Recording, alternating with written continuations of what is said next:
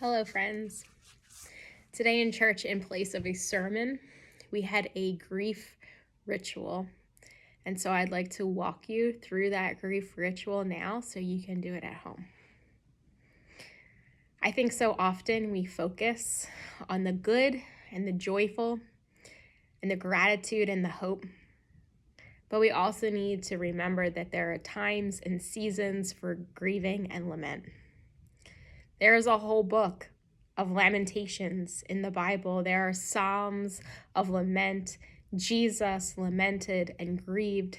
So while, yes, as Christians, we are Easter people, we look toward the resurrection and hope, sometimes we are in too much of a hurry to get to Easter.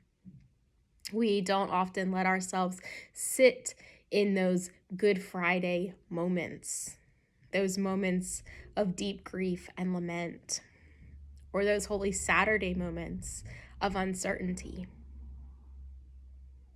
Pardon what some may consider crude language, but as Brené Brown put it, I believe that you have to walk through vulnerability to get to courage. Therefore, embrace the suck. In the same way, I think we need to get vulnerable and walk through the suffering of Good Friday to get to hope and joy and the resurrection of Easter. Brené Brown believes that joy is the most vulnerable emotion. And so we need to get really vulnerable to experience it. We get to Easter, we get to the joy of Easter through Good Friday. We get to hope and healing through grief and lament. Jesus cried out in lament on the cross.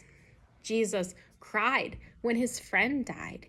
Jesus begged his Father in the garden and grieved what was to come. He grieved that his friends couldn't support him. He knew Easter was coming. He knew of the resurrection, but still he grieved and lamented. What are you grieving right now? Maybe you're grieving the loss of a loved one. Maybe you're grieving a medical diagnosis. Maybe you're grieving the loss of a friendship or the loss of trust. Maybe you're grieving the continued violence and injustice and pain in our world. Maybe you're grieving the heyday of the church. Maybe you're grieving a life stream that didn't come to fruition. There's so much to grieve in our broken world. Grief and water, I believe, are connected. Sometimes we feel we're drowning in a sea of grief. Sometimes our grief comes out in the form of tears. And also, water can be healing and cleansing, the waters of baptism. Or maybe we just like to soak in the tub when we're sad, or spend time near a body of water feels healing to us. Today in church, we had dissolvable paper, and I invited people to write down their griefs on that paper, as much as that paper would hold, or whatever people were feeling most strongly. And then I invited them to come up and put their paper in a bowl full of water and watch it dissolve as we gave our laments to God. So whatever feels comparable to you, whatever you have at home that feels like you can write this down or present this to God and give it to God in some kind of way. If you want to write it down and rip it up, or whatever that might be like for you, or flush it down the toilet, I don't know.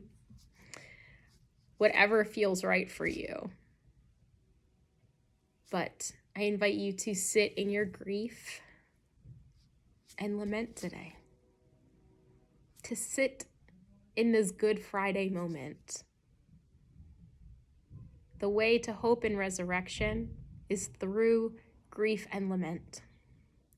So name your grief and sit in it, and then give it to God.